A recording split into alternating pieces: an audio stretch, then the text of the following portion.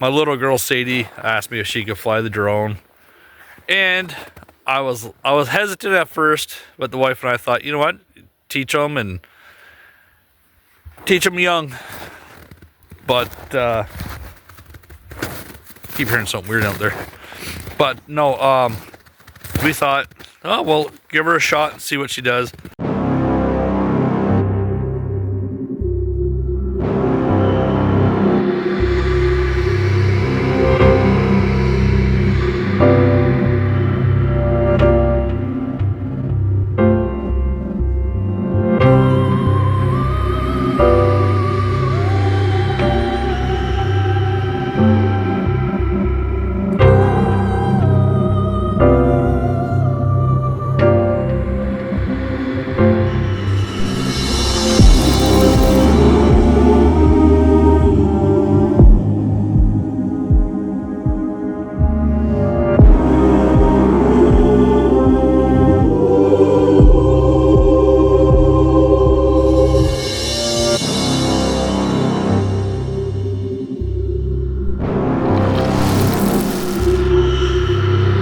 But I have something I got to do before I do anything today.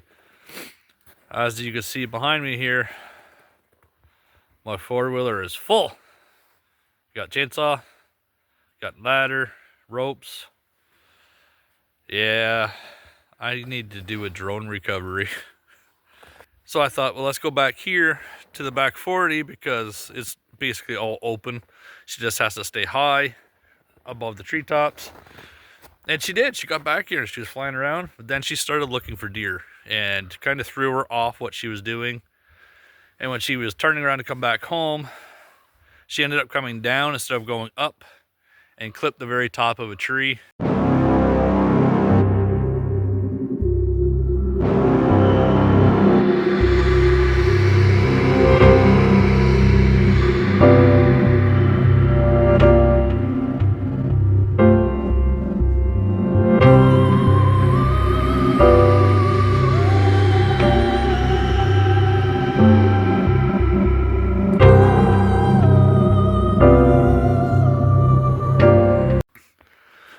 So we're down here at ground level, and I think it's this tree here, all the way up.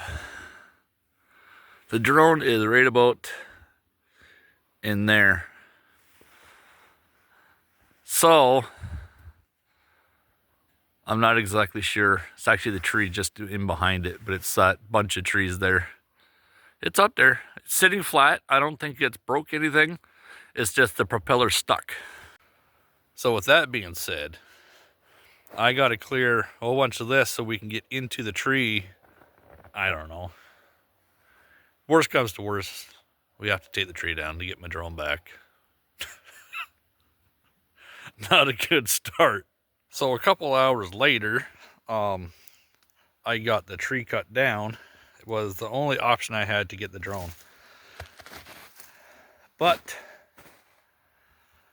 thankfully, when the tree dropped, I cut the tree on an angle, so I was hoping the tree would turn so that when the tree dropped, the section of the branches where the drone was in would face up.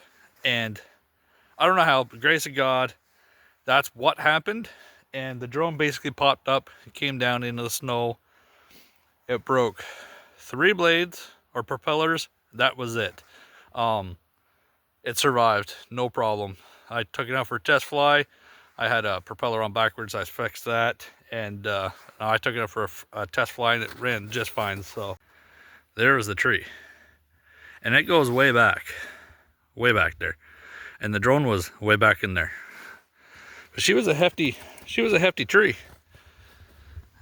She was here's the height of them. And right where those branches start, that's probably 60 feet up there is where the drone was. Sadie just barely clipped the tree. Yeah, so Sadie just barely clipped the tree with the controls the way they are. On the left side, if you push up on the controller, the drone will go up, and on the right side, if you push up, the controller will go forward. And she just accidentally hit the wrong thumb, and she went forward instead of up. And simple mistake. I mean, no harm, no foul. Thankfully, the drone is perfectly fine.